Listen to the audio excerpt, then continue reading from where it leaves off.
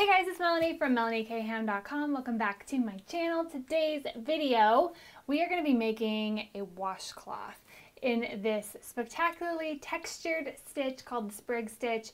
I wanted to make a washcloth tutorial for you guys so that you could maybe include it in gifts this holiday season, or really any time throughout the year.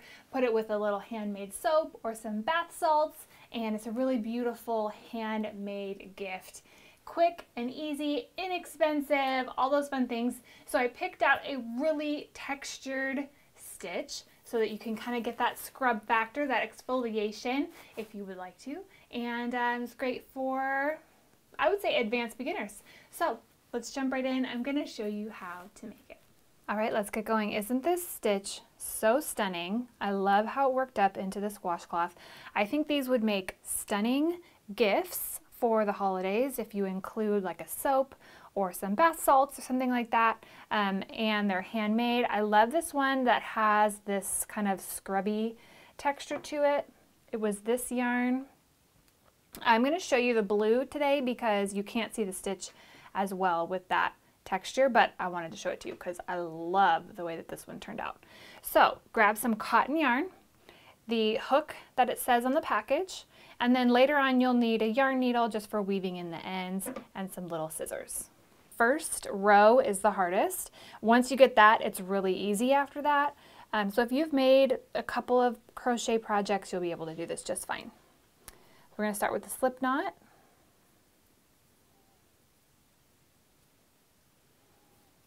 So to make a good size washcloth, we are going to chain 39, which this stitch, it needs to be a multiple of 4 plus 3. So if you want to change the size, so that would be 36 plus 3, which is a total of 39. And make sure that this foundation chain is not too tight. Really let the hook do the work for you, and you'll see when we get started why that's important.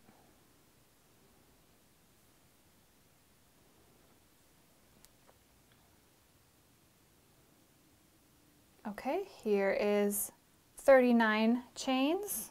Now in the fourth chain from the hook, we're going to do a single crochet. So that's 1, 2, 3, 4, the fourth one.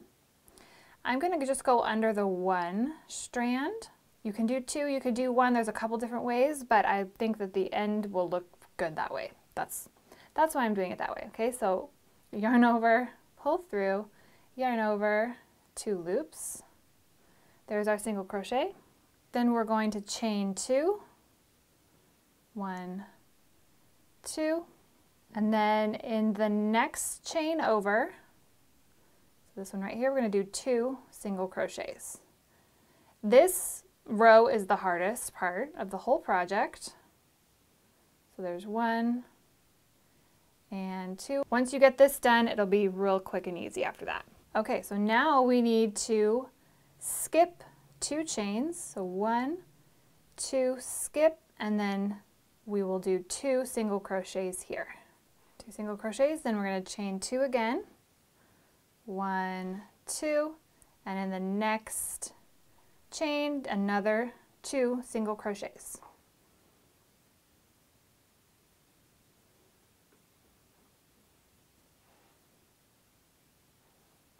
And of course, all this will be written out on my blog if you would like to see the instructions.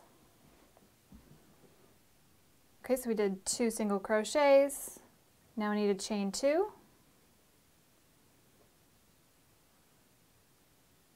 So the repeat here is basically 2 single crochets, chain 2, 2 single crochets in the next chain. Then we're going to skip 2 chains. Skip 2, 1, 2, 2 single crochet,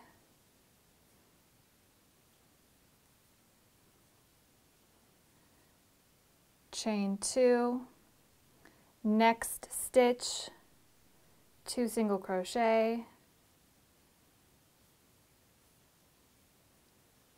and then skip 2 chains along the bottom, repeating. 2 single crochet.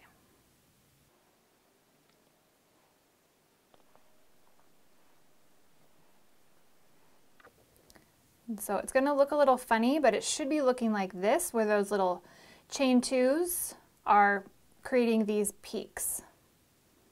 All right?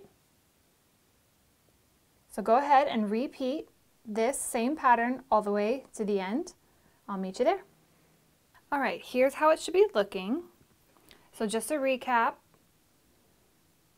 we're going to do 2 single crochet, chain 2, and the next chain 2 single crochet, skip 2, 2 single crochet, chain 2, 2 single crochet, skip 2.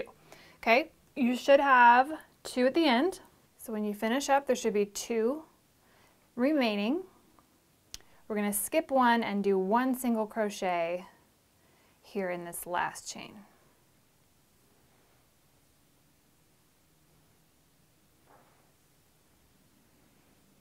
The worst part is done, okay? So the next thing we're going to do is chain 3, 1, 2, 3, turn our work. And now we're going to be only stitching in these chain 2 spaces, which is great because these are really easy to find. So we did our chain 3, and then we're going to do 2 single crochet, chain 2, 2 single crochet, but all in this chain 2 space.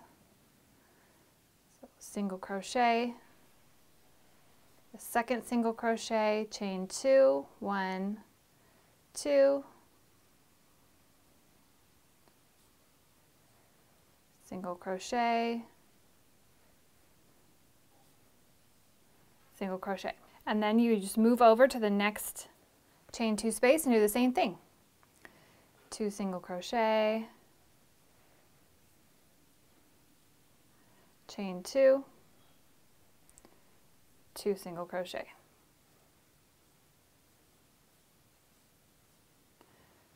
So the great thing about that is that if you're using a textured yarn like this and you're more of a beginner, it's difficult to see your stitches when you use textured yarn, but when you're just looking for that chain 2 space, it's really easy to find that. So it makes working with textured yarn easier for beginners like this. So if you want to use one of these, don't be afraid.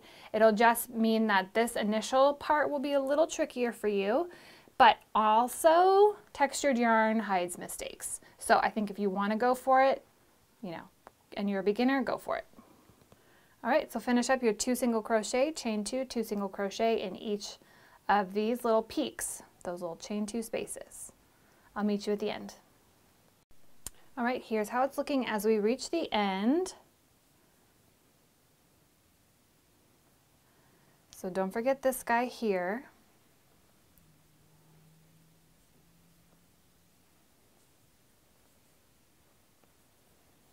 And then this turning chain, which is that chain 3, we want to place a single crochet in here to finish off that row. All right, so now we're going to chain 3 and do the exact same thing back the other way. So it's going to be right in here. We're going to do our 2 single crochets, chain 2, 2 single crochets, and see what I mean by it's so easy to see that chain 2 space, which makes it really easy to just go. You can sit and watch a movie. It doesn't take a whole lot of brain power. So you're going to do that same thing all the way down. And then when you get here, you're going to finish your 2, 2, 2. So we'll abbreviate it by saying 2, 2, 2. And then your 1 single crochet, just like we did at the end. So you'll do 1 single crochet in this space here, chain 3, and continue. And that's all there is to it. So you're gonna keep going basically and make this as large as you like. So I'll let you know kind of how mine ends up being. This is one of like the bigger cotton balls. With this white one, I used the same size yarn ball, and I was able to make 2. So one that was like a little bit smaller, and then one that was a little bit larger. So make it as big as you want or as small as you want so that you can get several out of this. And there you go. I will keep crocheting. I'll meet you when I'm done with this and show you how to weave in those tails. All right, take a look. I've reached the size that I'm going to create. This is how it's looking. And I want to point out, look how nice and straight these edges are. That is one of the really nice things about this stitch and this pattern is that, especially for my beginners out there, sometimes I know those edges can be hard to do, but this makes it a nice finished look. We finished here. We're going to cut, leave a 4 or 5 inch tail, and then through that loop, tighten it down. That's fastening off. And then we will use a yarn needle and just weave in the tails. Super simple. So I'm going to do it from the back side.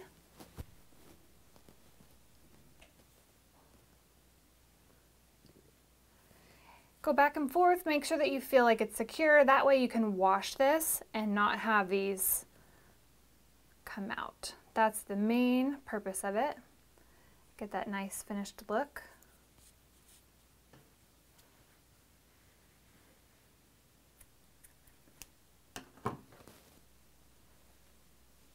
So there we go. Our beautiful washcloth using the Sprig stitch. Happy stitching. Not too bad, right? Pretty cool. Don't forget to give this video a thumbs up and share it with your friends. Subscribe if you aren't already. And of course, all the written instructions are always in the blog post, which is the first link down below. So thanks so much for watching. I'll see you in the next video. Bye.